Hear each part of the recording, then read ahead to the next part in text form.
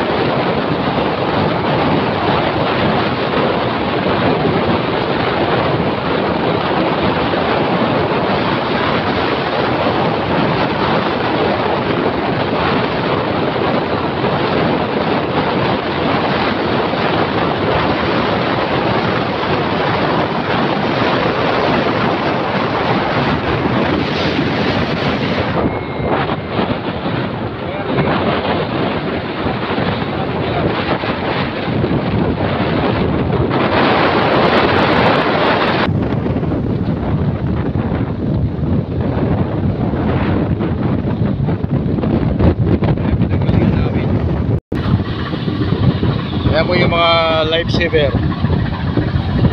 Pag sakasakaling may emergency, yan ang sasakyan ng mga tao at ng mga crew. Dito tayo galing na pulo na yan.